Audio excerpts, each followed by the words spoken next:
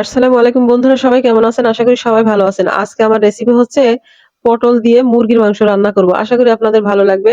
এই যে বন্ধুরা, ১ম এ আমি মুরগির মাংসটা ভালোভাবে কাটা বাছা করে ধুয়ে পরিষ্কার করে নিয়েছি। আর পটলগুলো হচ্ছে এই যে এমন সাইজ করে সুন্দর করে কেটে ধুয়ে পরিষ্কার করে নিয়েছি। তারপরে বন্ধুরা দিয়ে দিলাম পাতিলে পরিমাণ মতো হচ্ছে রান্নার তেল।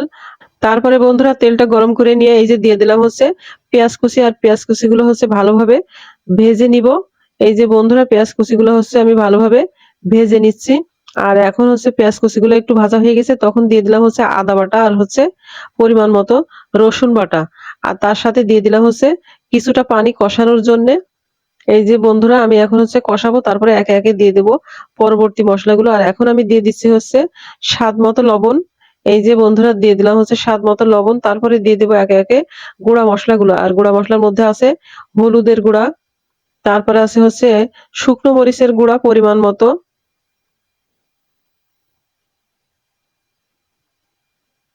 এরপরে দিয়ে দিলাম হচ্ছে ধনিয়া গুঁড়া আর হচ্ছে জিরা গুঁড়া। ধনিয়া আর জিরা গুঁড়া আমি হচ্ছে একসাথে ব্লেন্ড করে রেখে দিয়েছি। তারপরে বন্ধুরা দিয়ে দিলাম হচ্ছে গরম মশলার গুঁড়া। আর এখানে যত প্রকারের গরম মশলা আছে সবগুলো আমি একসঙ্গে সুন্দর করে হচ্ছে ব্লেন্ড করে তারপরে একটা বক্সে রেখে দিয়েছি। আর রান্নার সময় প্রয়োজন মতো আমি হচ্ছে ইউজ করি। আর এখন এই যে বন্ধুরা, মশলাটা হচ্ছে সুন্দরভাবে কষিয়ে নিলাম। তারপরে দিয়ে দিলাম হচ্ছে এই যে ধুয়ে রাখা মুরগির মাংসটা। আর মুরগির মাংসটা দেওয়ার পরে এটাকে আমি খুব সুন্দর করে বন্ধুরা কষিয়ে নেব। আর এর মধ্যে যেহেতু পটল দিব, পটল হচ্ছে দেওয়ার পরে পটলটাও হচ্ছে কিছু সময় কষাবো, কিন্তু তার আগে হচ্ছে মুরগির মাংসটা এই যে বন্ধুরা আমি সুন্দরভাবে হচ্ছে কষিয়ে নিচ্ছি। আর পটল যেহেতু সিদ্ধ হতে বেশি সময় লাগে না, তাই হচ্ছে এই যে মুরগির মাংসটা জাস্ট অনেক সুন্দর করে হচ্ছে কষিয়ে নিচ্ছি। আর এই যে বন্ধুরা, মুরগির মাংসটা হচ্ছে কষানো হয়ে গেছে। এখন আমি দিয়ে দিচ্ছি হচ্ছে এই যে পটল টুকরো করে কেটে রেখেছিলাম। আর এগুলো দেওয়ার পরে এগুলো হচ্ছে বেশ সুন্দর করে কষিয়ে নেবো। এই যে ঢেকে আমি সুন্দরভাবে হচ্ছে মাংস আর পটলটা হচ্ছে কষিয়ে নিচ্ছি। আর এই যে বন্ধুরা, কষানোটা একদম দেখেন মাশাআল্লাহ একদম ফাইনাল লুকে চলে এসেছে। কারণ হচ্ছে পটলটা যেহেতু সবজি, আর এটা কষাতে কষাতে বেশ অনেকক্ষণ কষিয়েছি আর একটু পানিও বের হয়েছে।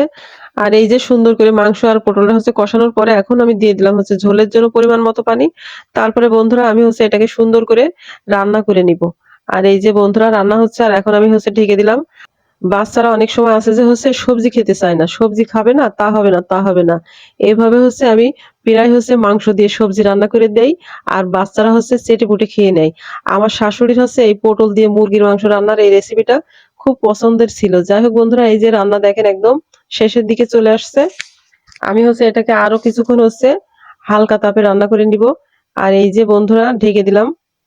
আর আমার কাছে হচ্ছে যেসব সবজি দিয়ে মাংস রান্না করলে খুব ভালো লাগে, মানে টেস্টি হয়, সেসব সবজি দিয়ে মাংস রান্না করলে খেতে খুবই ভালো লাগে। যাই হোক বন্ধুরা, এই যে দেখছেন রান্না একদম শেষের দিকে মাশাআল্লাহ এই যে ফাইনাল লুক। যাই হোক বন্ধুরা, পরবর্তী ভিডিও দেখার আমন্ত্রণ জানিয়ে শেষ করছি। সেই পর্যন্ত সবাই ভালো থাকবেন, সুস্থ থাকবেন। আল্লাহ হাফেজ।